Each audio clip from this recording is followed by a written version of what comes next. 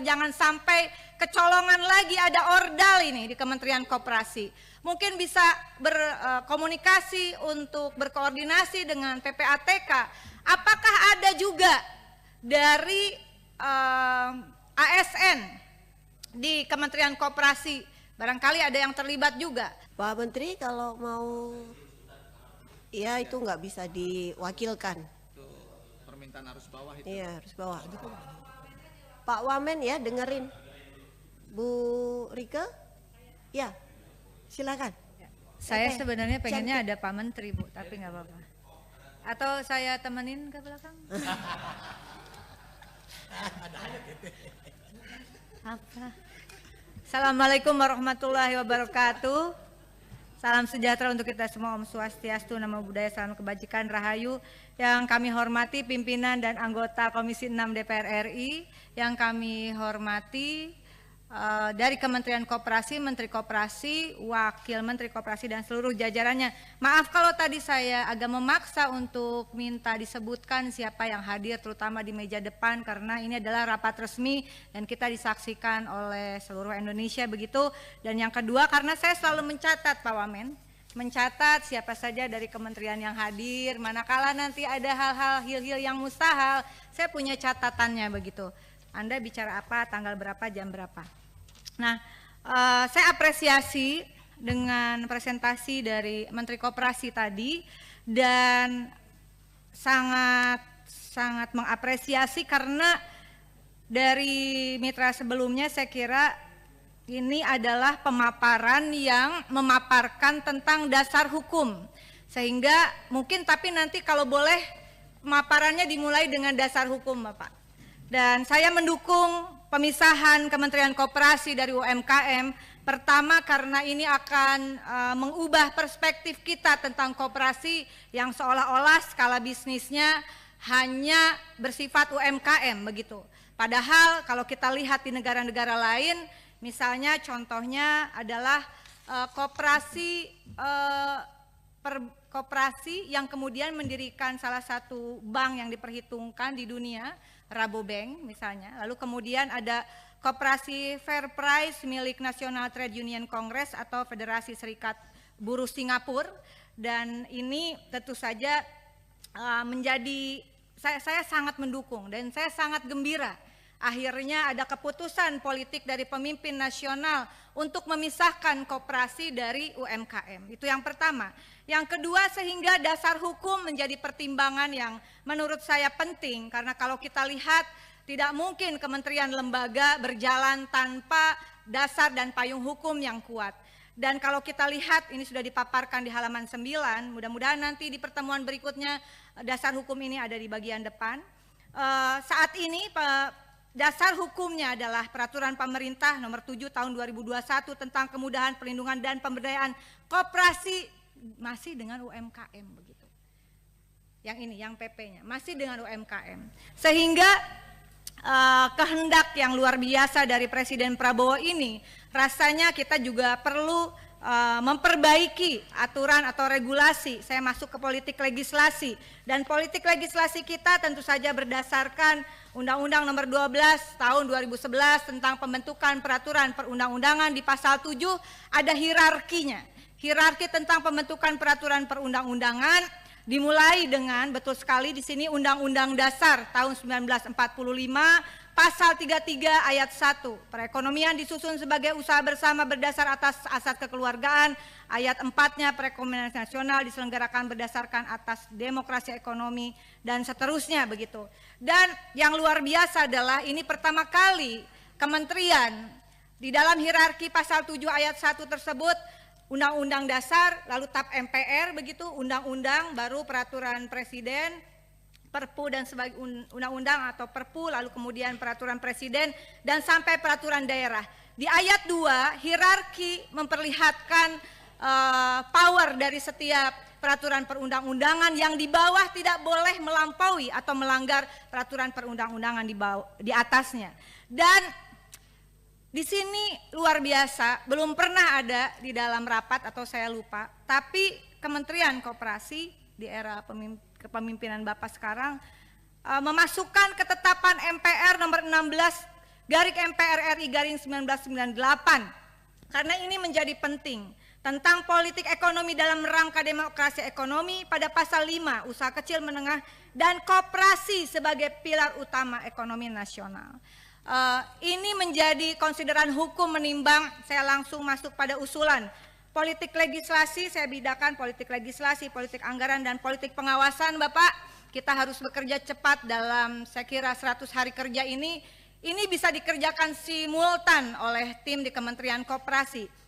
Oleh karena itu saya mengusulkan di dalam rapat ini agar segera disusun naskah akademik dan draft perubahan atas undang-undang koperasi begitu. Apakah akan usulan dari Kementerian Koperasi atau usulan dari Komisi 6 nanti dibicarakan, tetapi intinya dasar hukum itu menjadi penting untuk pembentukan Kementerian Koperasi, pendirian Kementerian Koperasi, berikut turunan organisasinya dan nanti politik anggaran dan politik pengawasannya dan skup dari klasifikasi koperasi. Nah, saya ingin menekankan beberapa hal di dalam politik legislasi ini. Ada yang namanya Bapak nanti karena ada catatan-catatan penting di dalam Undang-Undang Cipta Kerja yang juga saya kritisi sebetulnya pada saat pembahasan, bahwa misalnya koperasi ini heavy-nya bukan pada investasi finansial, tetapi pada pembagian hasil terhadap anggota begitu. Dan bisa dilihat nanti di Cipta Kerja, marilah kita perbaiki di revisi Undang-Undang Koperasi. Sistem DAIFI ini menjadi penting, saya sampaikan, diusulkan oleh Dr. Charles Howard, mungkin bisa menjadi bagian naskah akademik. Sistem manajemen kebijakan pembagian keuntungan berdasarkan partisipasi pekerja dan konsumen, tidak hanya dari dasar investasi finansial. Pembagian keuntungan didasarkan atas transaksi lain seperti tenaga atau pikiran serta tanggung jawab jabatan dalam model koperasi pekerja. Pembelajaran untuk koperasi konsumen dengan prinsip buy more, get more, dan kemudian hasil produksi untuk koperasi produsen, begitu. Dan kemudian yang kedua adalah pengambilan keputusan, tidak tertumpu pada satu orang tapi juga dalam mengambil keputusan yang dasarnya adalah setiap orang sama. Dan prinsip ini saya kira mohon dibantu juga dari tim Kementerian Koperasi, sistem dengan dasar keadilan partisipatif dan dasar keadilan untuk semua. Itu menjadi penting, menjadi ruh dari revisi Undang-Undang Koperasi. Yang kedua adalah terkait politik anggaran. Politik anggaran, usulan tambahan anggaran 2025 untuk program 1,7 triliun sekian, untuk kesekjenan 440 miliar sekian, total usulan anggaran adalah 2, sekian triliun begitu. Saya tidak akan memperdalam ini karena ini juga belum masanya untuk pembahasan begitu. Dan saya sepakat dengan Ibu Ketua tentu saja kita hanya menerima Ibu ya. Tapi kita juga belum bisa mengambil keputusan. Dan politik legislasi itu menurut saya juga di sini ada pimpinan yang merupakan pimpinan Dekopin. Kita harus bergegas Bapak karena dari revisi Undang-Undang Koperasi itu maka akan terlihat postur yang kokoh atau tidak terhadap politik anggaran kepada Kementerian Koperasi.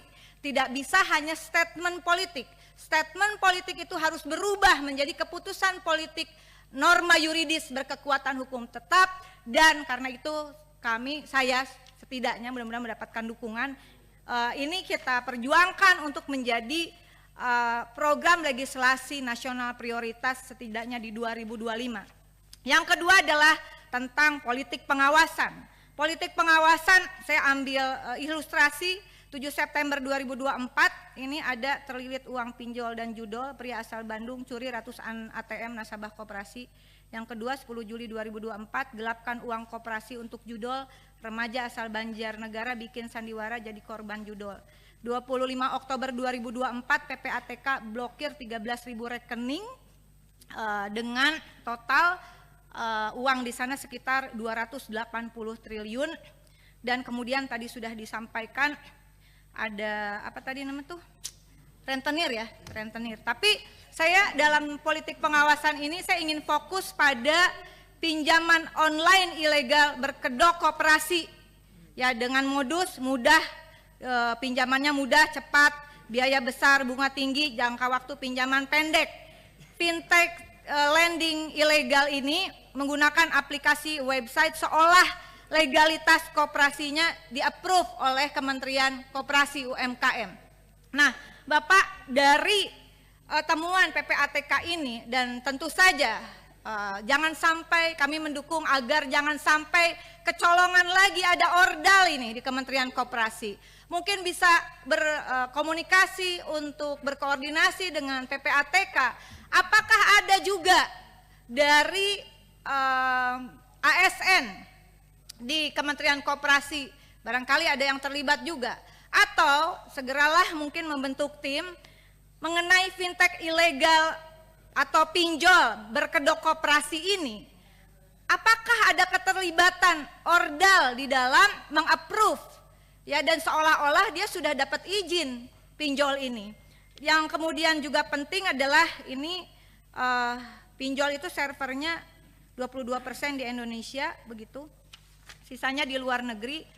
Dan saya terinspirasi dengan apa yang disampaikan Pak Menteri pada tanggal 22 Agustus 2023, waktu itu masih di Kominfo, bahwa judi online dan pinjol ilegal dianggap kakak adik, ujungnya kriminalitas. Daya rusak sosialnya tidak lagi bisa didiamkan. Sepakat Pak, sikat mafia pinjol dan judol. Ada kurang lebih masyarakat kita terlibat pinjol 138 triliun Bapak. Nah, penting kiranya untuk saya kira antara pinjol ilegal berkedok koperasi, lalu kemudian ada judi online di dalamnya, lalu nanti ada kaitannya dengan tindak pidana pencucian uang, lalu ada kaitannya dengan tindak perdagangan manusia, TPPO begitu.